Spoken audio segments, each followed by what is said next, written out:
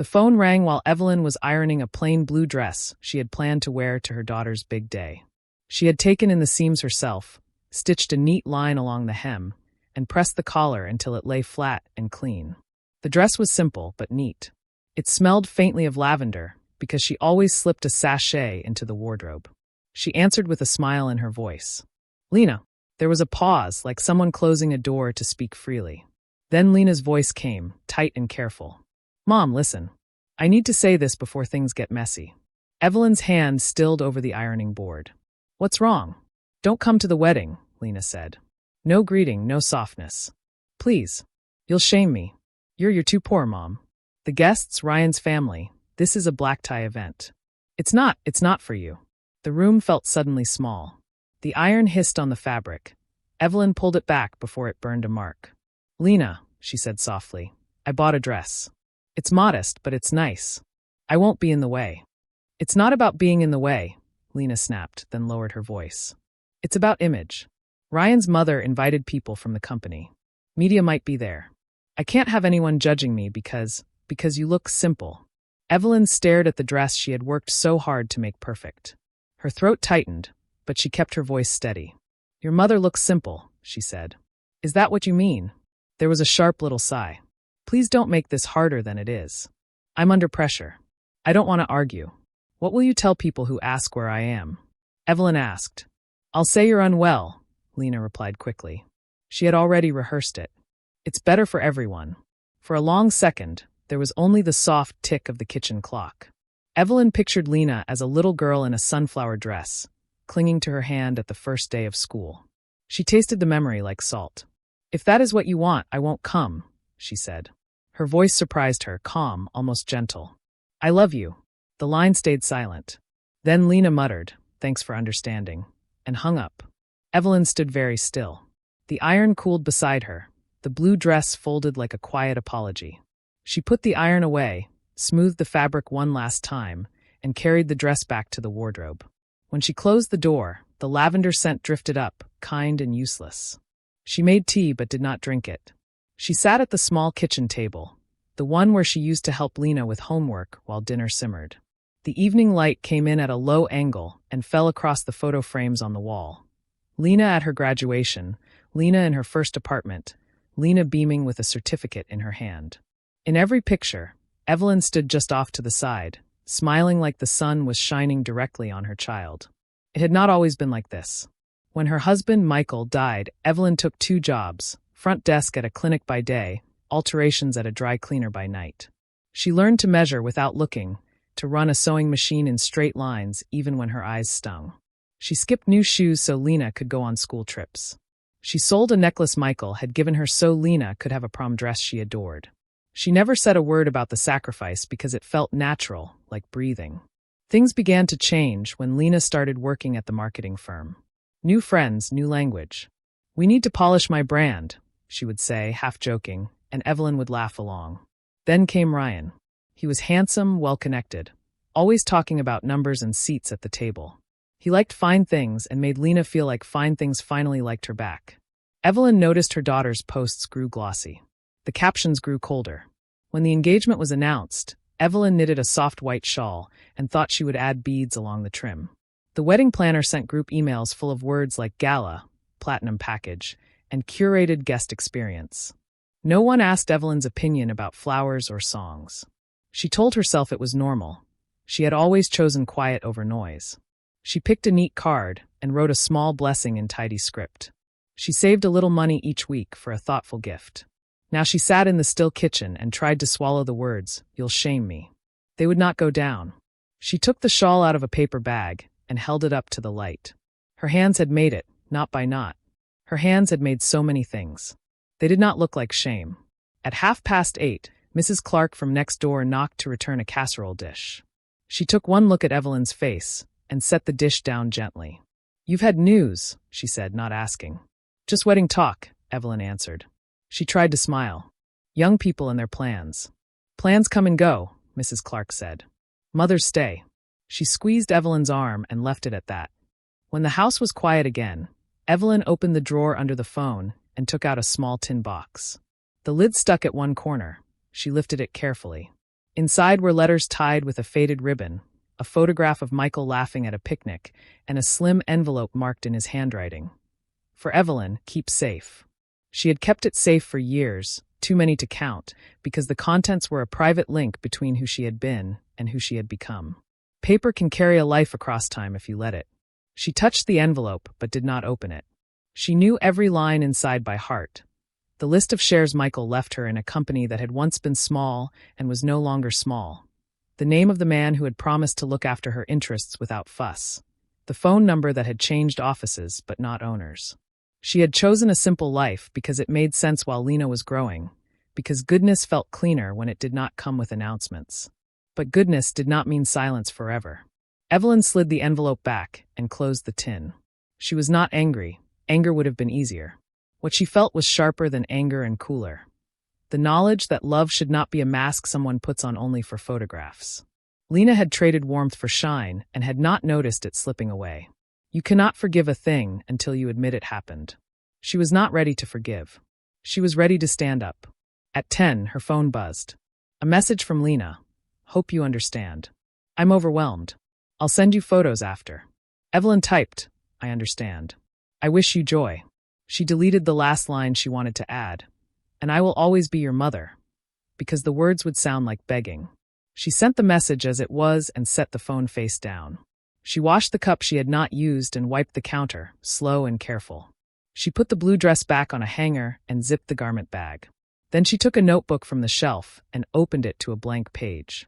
The first line she wrote was neat. Things I will do. She paused, listened to the neighbor's television through the wall, and wrote a second line. No arguing. No shouting. No scenes. She underlined it once. The third line she wrote without thinking. A name, and a number she had not dialed in a very long time. She rested her finger on the page, then closed the notebook. She would not act out of pain. She would act out of love, for the girl who had forgotten herself, and for the woman who had carried that girl up every hill. Evelyn turned off the lights and stood at the window. The street was quiet, the sky clear. She could see her reflection in the glass.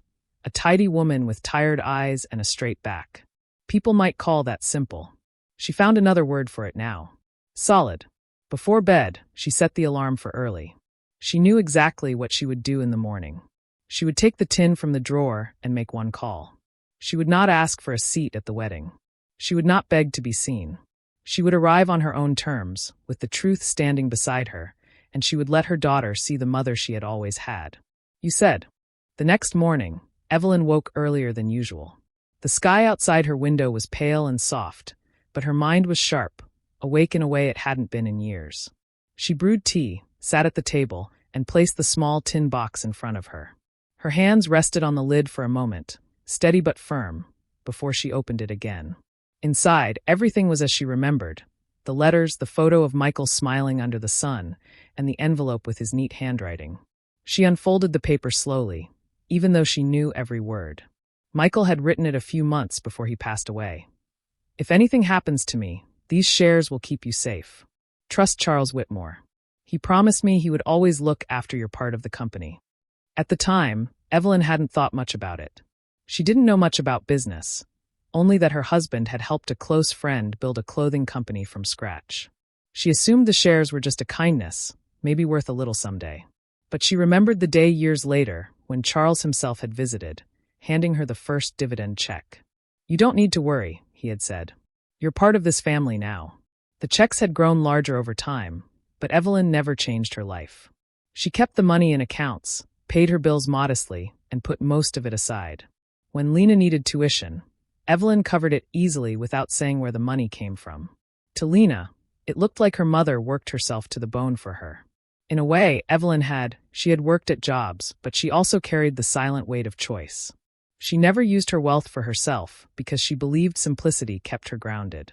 Now, hearing her daughter's words echo, "You'll shame me," she realized her silence had cost her something.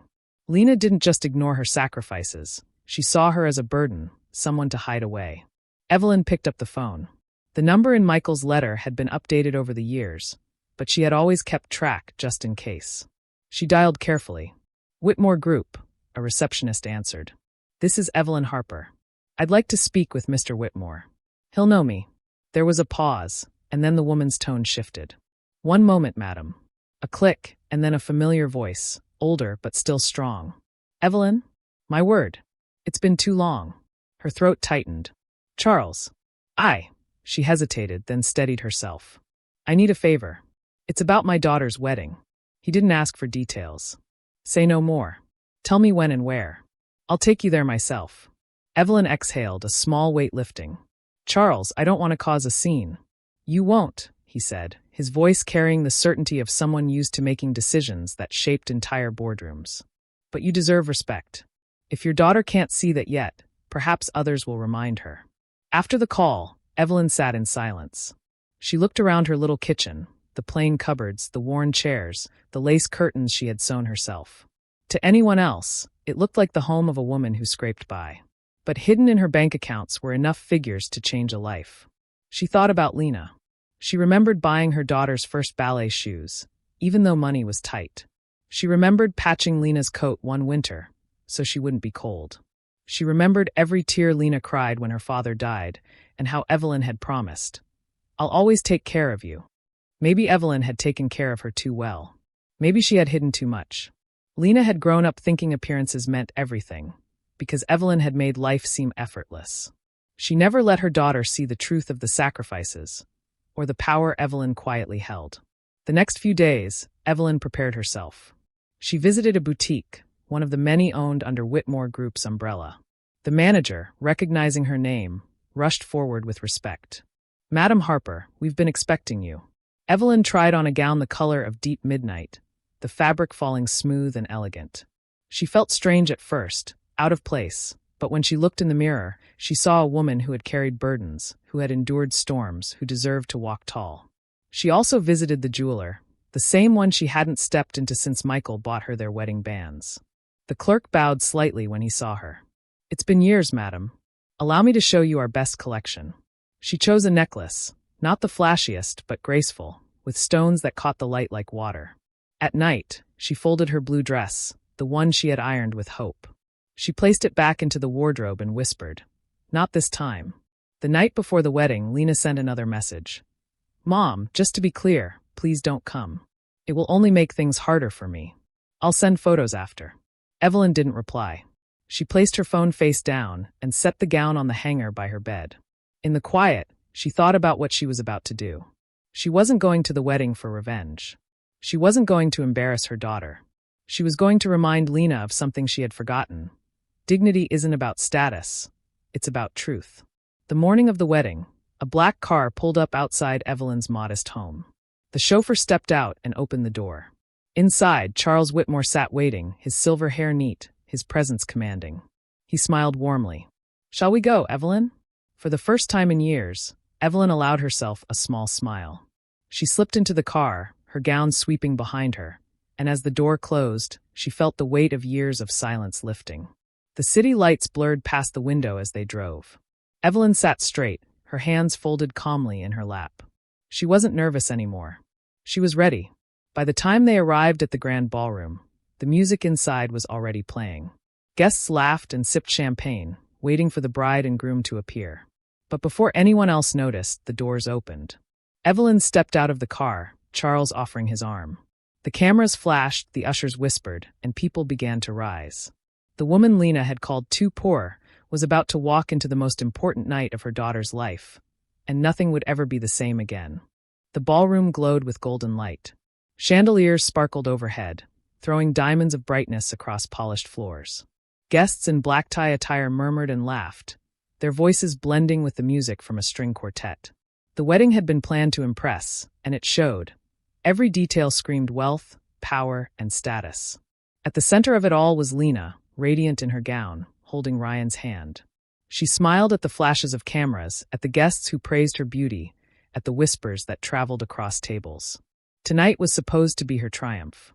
Tonight she wanted to prove that she had finally stepped into the world of elegance she had always dreamed of. But she could not keep her eyes from the doors. Each time they opened for a late guest, her chest tightened. She had made it clear, her mother was not to come.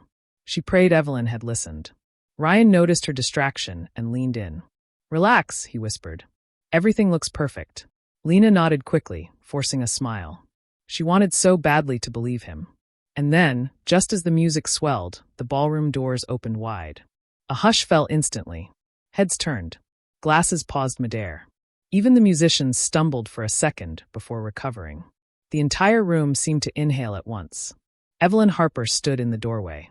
She wore a gown of midnight blue, the fabric shimmering under the chandelier light. A necklace rested on her collarbone, catching the glow and scattering it like stars. Her silver hair was styled neatly, her posture tall, her face calm. Neither proud nor nervous, only dignified. Beside her, Charles Whitmore, in his tailored suit, offered his arm. The whispers began immediately. "Is that her?" "That's Evelyn Harper." "With Charles Whitmore himself?" "Madam Harper. I've heard of her shares in Whitmore Group." And then, almost like a ripple moving through the crowd, people began to rise. Chairs pushed back, skirts brushed against the floor. One by one, the guests stood. Not for the bride. Not for the groom. For Evelyn. Charles nodded at the crowd, but all eyes were on the woman at his side.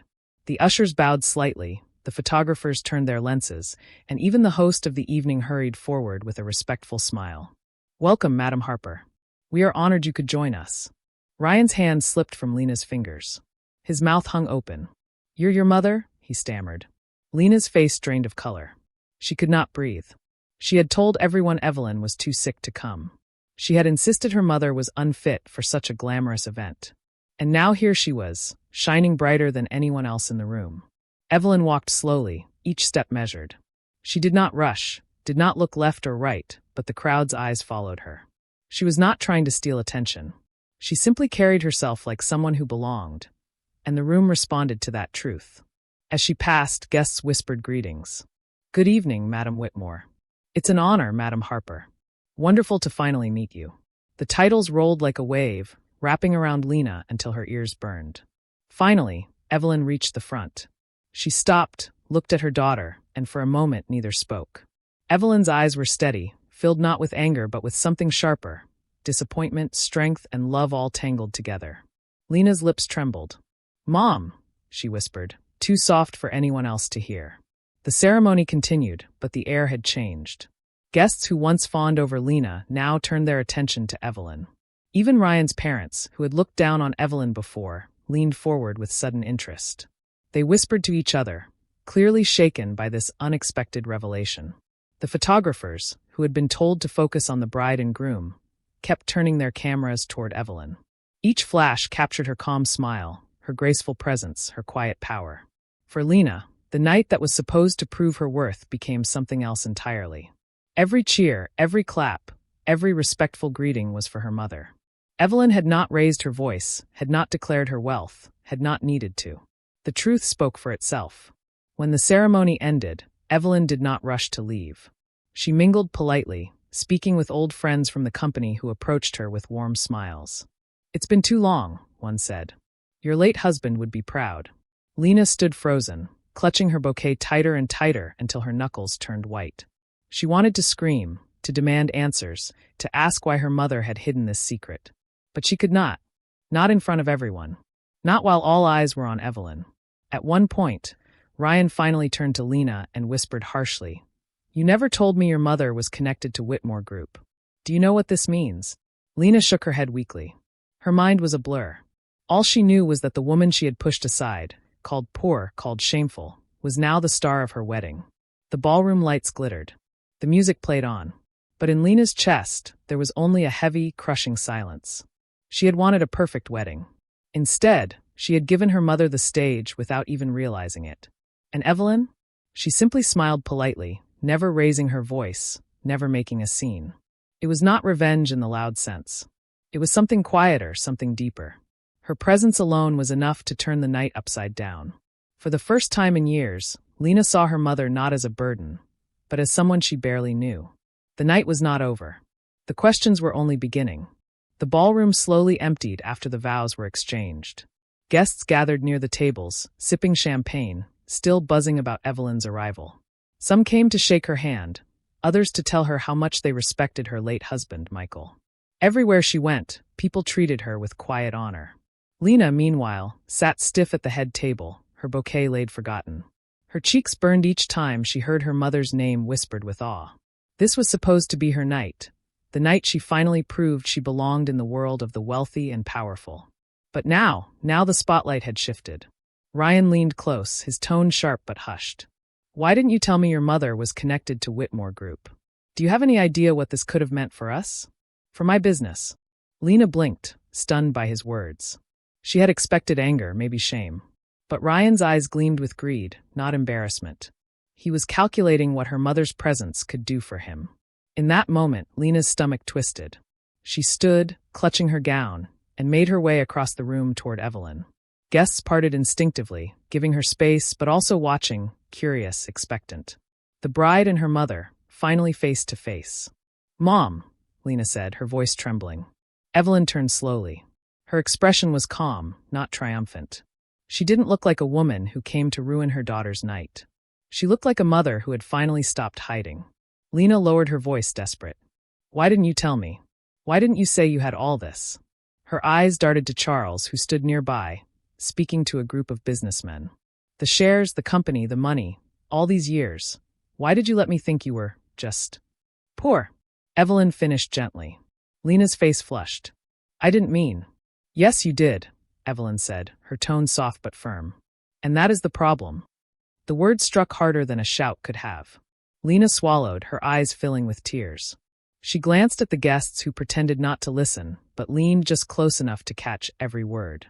"You see, Lena," Evelyn continued, "I never told you about the shares because I didn't want your life to be built on money. I wanted you to know kindness, humility, the value of love. I thought if I kept things simple, you would see the things that matter most." Lena's throat tightened. But somewhere along the way," Evelyn said, her voice breaking slightly, "you decided appearances were worth more than your own mother." The silence around them grew heavy. Ryan stood at a distance, pretending to chat with his groomsmen, but his ears were sharp. Guests exchanged glances, their smiles fading. "I worked hard for you," Evelyn whispered. "I gave up things you'll never know, so you could stand here today in that dress. And yet, you told me I would shame you." Tears spilled down Lena's cheeks. "Mom, I didn't mean." "You meant every word," Evelyn said, still calm. "I heard it in your voice. You wanted a perfect night, without me in it." Lena shook her head, reaching for her mother's hand. "I was wrong. I see that now. Please forgive me." Evelyn let her daughter hold her hand, but her face stayed unreadable. She didn't pull away, yet she didn't soften either. "Forgiveness is not the problem, Lena. Trust is. You broke it, and that will take time to rebuild."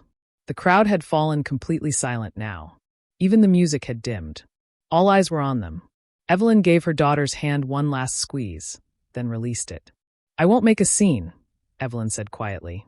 "This is your wedding. Enjoy it." She stepped back and took Charles's arm again. Together, they began to walk toward the exit. Guests murmured as she passed, some bowing their heads slightly, others whispering, "Graceful woman, dignity itself." Lena stood frozen, watching her mother leave. She had wanted her gone from the beginning, but not like this. Not with the entire room respecting the woman she had been so desperate to hide. Ryan appeared at her side, his voice low and urgent. "Do you understand what we've lost? If you'd just treated her better, think of the doors she could have opened for us." Lena turned to look at him, and for the first time, she saw the truth in his eyes. He wasn't angry about her cruelty. He wasn't even embarrassed. He only cared about the opportunities Evelyn represented. The realization made her chest ache. Meanwhile, Evelyn stepped into the night air, the cool breeze brushing her face. The limo door opened, and she slid inside with Charles. She leaned back against the seat, closing her eyes for a moment. She hadn't shouted. She hadn't argued. She hadn't humiliated her daughter in front of everyone. She had simply shown up as who she truly was, and let Lena face the truth on her own. The wedding would go on. The music would play again. The guests would dance and drink. But the memory of that moment, of Evelyn's entrance, of Lena's pale face, would never leave the room. Inside the ballroom, Lena sat again at the head table, tears staining her makeup. She felt the weight of her own choices pressing down on her. Her mother had walked out with dignity, leaving Lena surrounded by whispers and regret. The perfect night she had dreamed of had turned into a lesson she would never forget. And Evelyn? She didn't need revenge in loud words or cruel acts. Her revenge was quiet, powerful, and unforgettable, simply showing her daughter the truth she had refused to see. The truth that the woman she had tried to hide was the one who had given her everything.